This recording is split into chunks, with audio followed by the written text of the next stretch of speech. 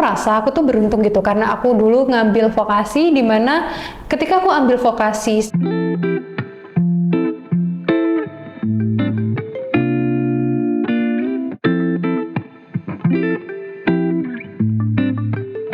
Halo semuanya, selamat datang di podcast Duta Vokasi. Bersama saya Saskia sebagai host pada podcast kali ini. Podcast kali ini yang bertemakan dengan After Graduate What Will I Be? Kami mendatangkan bintang tamu yang spesial nih, yaitu seorang kakak yang cantik dan juga memiliki segudang prestasi. Siapa lagi kalau bukan Kak Salsabila Silsilia. Halo Saskia, Halo, seneng Kak. banget deh rasanya bisa balik ke kampus. Alhamdulillah. Wah, ini Kak Salsa gimana nih kabarnya? Alhamdulillah kabarnya baik, sehat, dan sekarang lagi banyak kerjaan sih akhir-akhir ini. Wah, oke. Nah, kedepannya nih kita akan membahas atau ngobrol mengenai apa sih kegiatan kakak setelah menjadi alumni nih di Fakultas Vokasi Universitas Airlangga. Nah, kira-kira nih kesibukan kakak ke saat-saat ini tuh apa sih, Kak? Oke, buat kesibukan aku setiap harinya Senin sampai Jumat itu pasti kerja. Kebetulan aku kerja jadi salah satu konsultan pajak di Surabaya, Artex, dan di sana juga ya kerja lah ya sebagaimana seorang konsultan. Terus juga selain kerja, karena dulu aku tuh dari D3 perpajakan, terus aku jadi extend nih buat ngambil pendidikan sarjana juga di BINUS University. Wah, keren sekali nih kegiatan Kak Salsa. Nah, dengar-dengar nih, kemarin itu Kak Salsa mendapatkan biaya kuliah S1 di BINUS sama kantor. Wah, gimana nih Kak ceritanya? Oke, jadi sebenarnya tuh aku gabung ke konsultan pajak saat ini ke Artex itu udah dari aku masa magang. Jadi aku internship, terus 2 minggu aku ditawarin buat jadi permanen tim dan aku ambil. Nah, ketika kita tuh lagi ngobrol sama chairman-nya Artex, sama CEO-nya Artex, terus tuh kayak ditanyain gitu, kayak apa sih mimpiku gitu. Nah, aku bilang kalau salah satu mimpiku tuh adalah aku pengen lanjutin sekolahku ke sarjana kayak gitu. Dan dari mereka kebetulan tuh juga di perusahaan ada semacam program scholarship dan oke, yaudah kalau gitu sekalian aja kamu permanen tim di sini dan juga sekalian kita biayain buat lanjut kuliahnya kayak gitu. Jadi ya dari situ sih sebenarnya terus aku jadi bisa dibiayain buat sekolah lanjutannya. Wah, keren sekali nih. Berarti berawal dari mimpi ya Kak, Ya. melanjutkan ke S1 di BINUS dan pada akhirnya terwujud nih bersama dengan Artex ini. Wah, Ya. keren sekali. Nah, kemarin juga Kak Salsa ini sempat ke Turki ya, dan juga ke Kapadokia. Nah, itu gimana sih Kak ceritanya? Oke, jadi aku juga sempat di semester akhir kuliah di vokasi ini pergi ke Turki. Waktu itu sekitar berapa ya? 10 hari kalau nggak salah. Karena aku ada acara summit sama International Symposium di sana.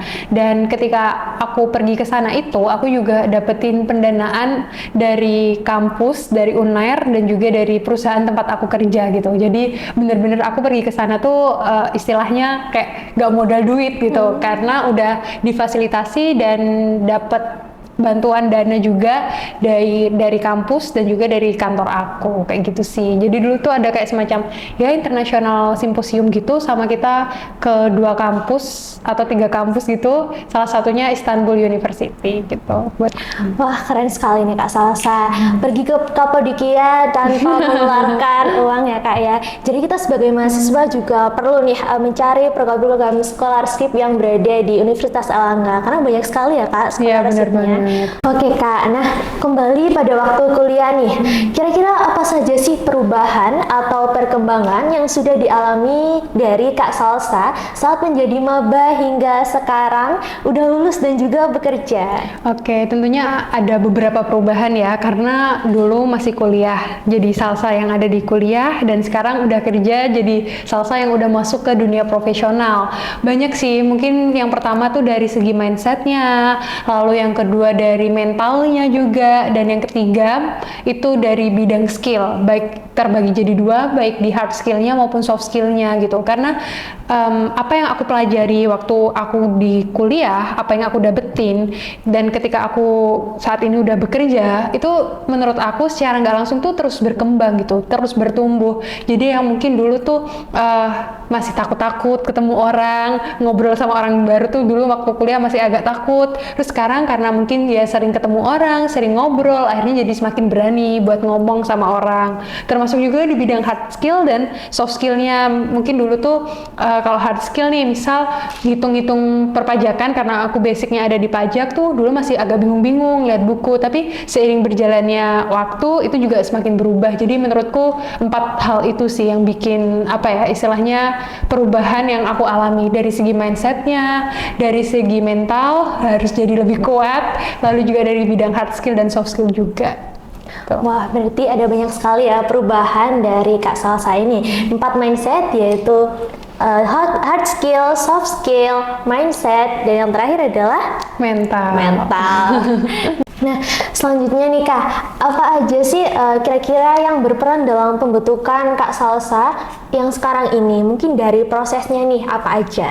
Oke, tentu aku dapetin hal yang aku punya sekarang itu nggak instan ya, nggak yang tiba-tiba aku udah langsung bisa kayak gini, kayak gitu, enggak. Karena tentu aku melalui berbagai proses, dan proses itulah yang menurut aku membuat aku jadi bisa. Mulai dari aku kuliah, aku ngerjain tugas-tugas kuliah yang mungkin terlihatnya sederhana, kamu cuma ngerjain latihan soal kayak gitu, tapi secara nggak langsung ternyata itu ngasah loh di bidang hard skillku. Terus kayak juga ikut organisasi, kumpul sama temen, sharing-sharing, secara nggak langsung ternyata di situ aku menjalin relasi baru loh, aku bisa punya temen baru, dan di situ aku jadi punya komunitas baru. Nah, menurutku itu sih yang berperan penting ketika aku bisa jadi yang aku sekarang ini gitu. Jadi proses yang aku lalui yang nggak cuman aku tuh sekolah aja, belajar aja, tapi juga aku bersosialisasi, aku ikut berbagai macam organisasi, aku berani keluar dari zona nyamanku kayak gitu.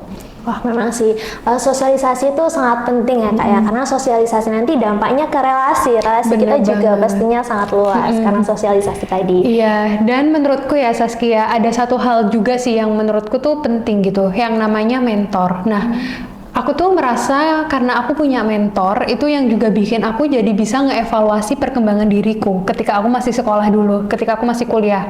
Dan beruntungnya aku tuh merasa aku tuh punya mentor, itu bukan hanya dari keluargaku, karena kebetulan aku juga suka sharing-sharing sama ayah aku, jadi kayak ya ayah aku juga sebagai mentorku juga lah buat melihat evaluasi dari diriku ini perkembangannya seperti apa, dan juga dari kakak tingkat. Aku tuh suka banget main sama kakak tingkat, belajar sama kakak tingkat, dan itu yang menurut aku juga berperan penting untuk menjadikan aku yang sekarang gitu. Jadi bukan semuanya itu karena usahaku aja ketika aku belajar, usahaku aja ketika aku organisasi, tapi juga ada usaha dari orang tuaku, dari kakak tingkat yang aku jadikan sebagai role model aku gitu.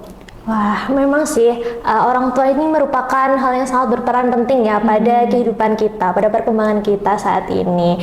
Nah, mengenai hard skill dan juga soft skill, for information nih, Kak Salsa ini merupakan juara 1 dari Duta Vokasi Universitas Airlangga dan juga finalis dari Duta Universitas Airlangga, dan juga juara dari mahasiswa berprestasi. Wah, keren sekali nih.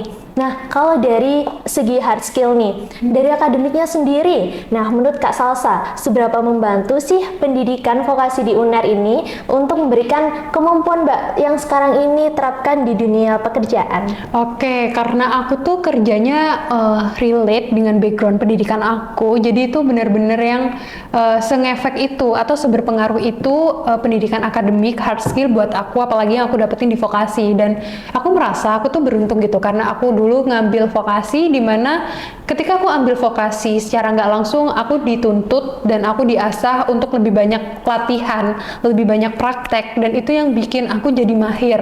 Nah, dan kemampuan mahir itulah yang aku gunakan ketika aku bekerja. Jadi menurutku itu sangat penting dan sangat ngefek banget, karena nggak mungkin kan kita tuh kerja tapi kita nggak bisa atau nggak tahu apa-apa soal apa yang kita kerjakan. Jadi ya itu sih, jadi aku merasa itu sangat relate dengan pekerjaanku, dan itu sangat apa ya istilahnya ngefek lah, karena juga ketika aku masuk ke dunia kerja nggak cukup gitu soft skill aja. Karena kalau kamu cuma soft skill aja, nanti gimana dong kerjaanmu? Kamu kan juga harus kerja ini harus benar juga, nggak bisa salah. Karena apa yang kamu kerjakan nantinya akan digunakan untuk mengambil keputusan. Jadi data ini harus benar, kayak gitu sih. Itu yang menurutku akademik tadi.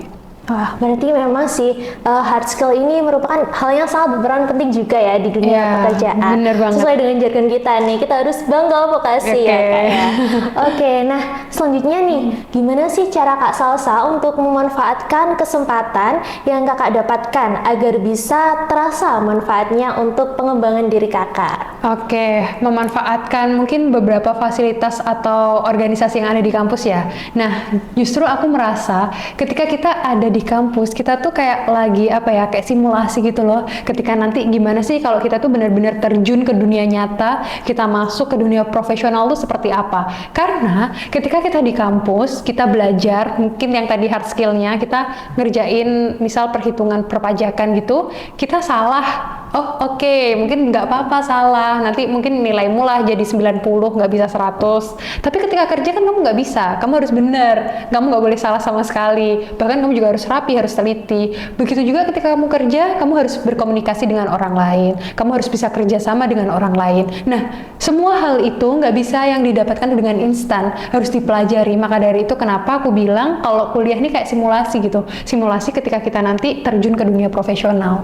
Ketika kita perlu buat memiliki kemampuan public speaking, berarti kita juga harus latihan nih. Mulai kapan ya? Mulai kita ada di kampus itu tadi kita udah bisa mulai latihan. Kayak gimana sih caranya kita asah? Oh, kalau aku mau asah kemampuan public speaking, aku harus lebih berani deh maju di depan. Aku harus lebih berani deh berbicara. Aku harus lebih berani deh kayaknya ini kayak memandu suatu acara mungkin kayak gitu. Terus juga ketika bekerja nanti aku juga harus kerja sama dengan orang lain karena saat ini tuh bukan zamannya zero game gitu dimana kamu harus menang sendiri gitu, orang lain harus kalah atau kamu harus naik jabatan dan dengan cara nginjak temanmu, bukan kayak gitu. Justru sekarang adalah zamannya kita harus saling kolaborasi. Oke, kita kerjasama yuk, kita kolaborasi yuk, kamu punya apa, aku punya apa, kita jadiin satu karena nanti pasti hasilnya akan jauh lebih baik. Dan kemampuan untuk bekerja sama itu yang bisa kita dapatkan, kita pelajari mulai dari kita ada di bangku kuliah dengan memanfaatkan berbagai fasilitas, contohnya organisasi kampus atau organisasi mahasiswa kayak gitu. Wah, benar sekali nih Kak ya. Memang sebagai mahasiswa kita juga harus untuk memanfaatkan fasilitas nih yang berada di Universitas Erlangga. Karena memang banyak sekali ya fasilitas yang berada di Universitas Erlangga yang sangat bermanfaat tentunya bagi kita. Bener banget. Terus aku juga mau nambahin nih, nggak cuman memanfaatkan fasilitas tuh nggak cuman terkait dengan organisasi aja, tapi juga relasi. Coba deh cari informasi kayak magang. Ada nggak sih magang yang udah dibuka? Karena itu kan juga akan membekali kamu dengan pengalaman kerja. Lalu juga mungkin ada nggak sih student exchange yang bisa diikuti? Ada nggak simposium di luar negeri sana yang bisa diikuti? Jadi menurutku kita harus berani-berani buat ambil kesempatan dan lompat dari zona nyaman itu. Wah, keren sekali nih. Nah, sebelum kita ke closing statement nih, mungkin Kak Salsa ada pesan dan kesan nih yang ingin disampaikan untuk kita semua? Oke, pesanku mungkin untuk semua yang ada atau menyaksikan podcast ini ya. Yang pertama adalah jangan lupa buat bersyukur dulu. Jadi kalau misalkan yang ngedengerin podcast ini itu lagi kuliah, kalian tuh termasuk salah satu orang yang beruntung. Karena nggak semua orang loh punya kesempatan buat menempuh pendidikan di kampus gitu. Gimana sih caranya belajar di kuliah gitu? Atmosfer perkuliahan itu seperti apa? Nggak semua orang. Dan kalian adalah salah satu orang yang beruntung bisa merasakan atmosfer itu. Jadi jangan lupa bersyukur dan manfaatkan semua fasilitas maupun kesempatan yang ada. Nggak usah takut-takut atau mager atau misal berprinsip aku mau nilaiku bagus aja nih, aku nggak mau ikutan kegiatan apapun. No, jangan sampai kayak gitu. Justru ketika kalian berkuliah, kalian harus manfaatin semua yang bisa kalian manfaatkan, baik itu fasilitasnya, baik itu relasinya, agar kalian tuh punya bekal yang cukup ketika nanti kalian masuk ke dunia kerja dengan posisi yang siap dan sigap. Karena mau bagaimanapun juga kitalah yang nantinya akan menjadi penerus dari bangsa ini kayak gitu kan. Jadi mari kita sama-sama jadi generasi yang unggul dan generasi yang sigap ya kayak gitu. Wah, keren sekali nih. Nah, terima kasih ya Kak Salsa atas waktunya setelah menyempatkan untuk hadir di podcast kita kali ini.